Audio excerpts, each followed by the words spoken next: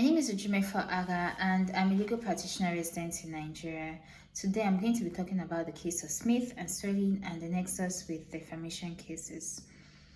So the case of Smith and SELWYN provides that if there is an action, for example defamation, and it is both actionable, criminal law and civil law, it's important to first of all take up a criminal action before taking up an action under civil law. Now, it's important to state that this law actually no longer exists. It's a received English law and it no longer even exists in England and in Nigeria. And there are reasons to this. One of the reasons is the fact that it actually impedes people's access to justice, in the sense that if the police is not doesn't prosecute the action, it becomes difficult to take up a civil action. So this law is no longer in operation both in England and in Nigeria. But however, it's important to state that there are some actions that both is criminal in nature and also civil. Not all actions actually has that constituency of being criminal and civil in nature. For example, people can say, oh, okay, what about issues of rape?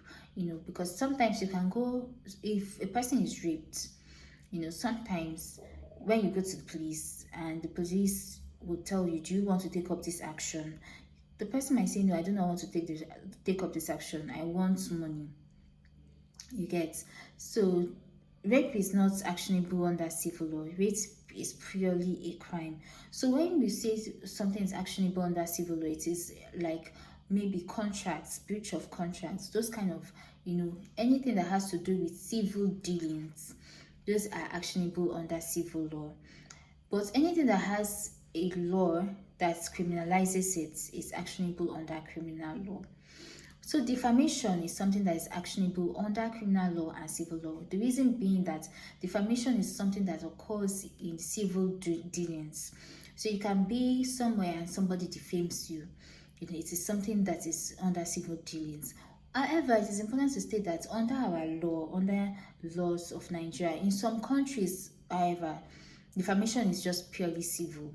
But under our law, the law criminalizes defamation. For example, Cybercrimes Act of 2015 criminalizes defamation. Also, the Criminal Code, which is applicable in southern states in Nigeria, also criminalizes defamation. So what this case, like I was saying earlier on, what this case provides for is that if there's an action that is criminalized under the law, and also if it is something that has civil constituency, it's very important to take up a criminal action first and dispose of that criminal action, especially when it has to do with felony, before you take up an action under civil law. Now, one of the arguments that actually comes up is whether it amounts to double jeopardy, but it doesn't amount to double jeopardy. Double jeopardy means that when a person is punished twice for an offense, it is a rule in law that you ought not to be punished twice for an offense. Criminal law and civil law are different. Under civil law deals with remedies such as awarding damages. But under criminal law provides for punishment. So it doesn't amount to double jeopardy in the sense that, a person is not punished under civil law. Civil law deals mainly with awarding damages. So in order to be able to explain defamation, it's important to look at this case of Albeit and Ogunsonya. Now, in the case of Albeit and Ogunsonya, it is something that explains the slander and libel, because these are two types of defamation. Slander is spoken words, when the person just says something. For example, a person says, thief, this man is a thief, don't believe him, it's a slander. And then libel is when it is written down, maybe in Instablog or one of the blogs or one newspaper, Punch newspaper, and the likes. So if a person should write it in a permanent form, he should publish it in a permanent form, it is libel. So in this case of Albeit and Ogunsonya, what happened was that the defendant in a mosque, he shouted that the plaintiff was having an affair with one Alhaji Oshikoya. He started, I'm paraphrasing, it was like, you are having an affair with the plaintiff, and that is why you are clouded in your judgment.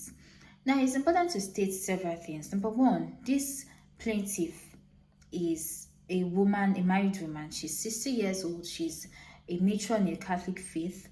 She is a principal, she's a teacher, and she's a degree holder, a doctorate degree holder in English. So the court in the case of Sims and Sketcher says something. It said that in order to take up an action in defamation, you have to look at what a right person, a right thinking individual would think in every situation.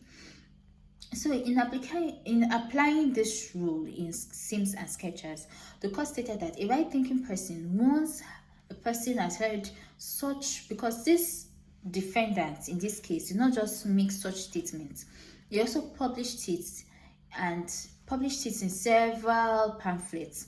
So the court was stating something, said that what would a right thinking person see in this kind of situation? So the court was of the opinion that any right thinking person would think that the woman is of easy virtue. And considering these factors that I've stated earlier on, the fact that this woman is a teacher, she is a patron in the Catholic youth, she's a doctorate degree holder, any person would just think that she's somebody who is adulterous.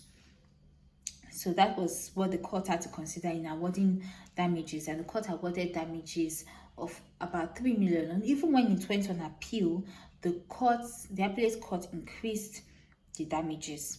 So like I said earlier on, there is a distinction between the libel and slander. Now, in order to prove that defamation has occurred, it's important to state that there was in fact indeed a defamatory material which was addressed to the plaintiff, and the third factor to consider is that it was published, it was made to another individual, it was made to a third party, it was something that not just the person did not just say it in his mind, it was directed and addressed to somebody else. So there's a distinction between vulgar abuses, because when we look at defenses to defamation, one of the defenses is vulgar abuse.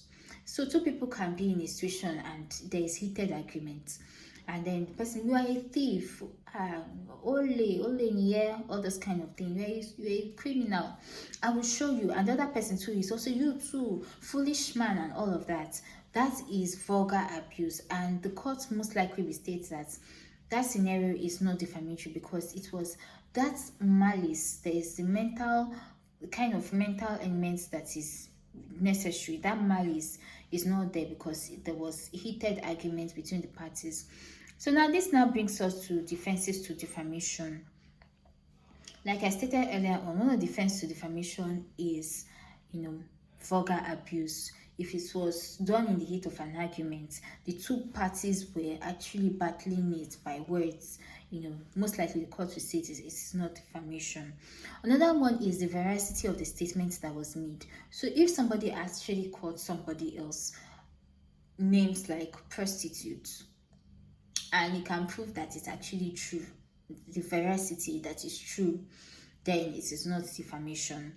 Another one is if it is a fair comment. For example, if you publish something online and then a person thinks that it is defamatory, if the court should determine and look at it and say, no, this was made in fair comments, it's a fair comment, there's nothing defamatory, that's another one too. If the court is of the opinion that that material is not defamatory, or if the alleged wrongdoer was not the person that published it, those are the defenses in defamation. So under criminal law, like I stated earlier on, defamation is actionable under criminal law and also civil law. Under criminal law, laws criminalize defamation. Like I stated earlier on, in some countries, defamation is not criminalized. It's just a civil action. But in Nigeria, it is a crime. So for example, under section 375 of the criminal code, this criminal code applies in southern states in Nigeria. So under section 375 of the criminal code, it provides that any person who knowingly publishes a defamatory material, is guilty of an offense and can be punishable, which is punishable with 2 years imprisonment. Now, under the Cybercrimes Act of 2015, under section 25 subsection 2, also provides for similar provision. Now, the Cybercrimes Act provides for issues of cyberbullying. And some of the characteristics of cyberbullying is that there's an online comment which is aggressive, which is repetitive and targeted to a person's character. And under section 225 subsection 2, it criminalizes it, and person, if convicted, can be liable to 7 million naira as fine or 3 years imprisonment. So under the Nigerian law, defamation is both criminal and also civil. So the nexus with the case of Smith and SELWYN is the fact that Smith and SELWYN, although is no longer in application, but that case actually showed that there's some actions that you can make that has the consequence of civil nature, that are civil in nature and also criminal in nature. And although the case of Smith and SELWYN has been abolished, there is a link in the sense that it actually has shown that some actions has consequence of both a criminal action and civil action. And now in Nigeria, what it applies is that you can run a civil action as well as a criminal action pari passu. They can exist. They are not mutually exclusive. They can exist. Both of them can exist together, and you can institute an action under criminal law and also civil law based on the provisions of the Constitution that everybody should have access to justice and nobody should be impeded from accessing the courts. Thank you very much.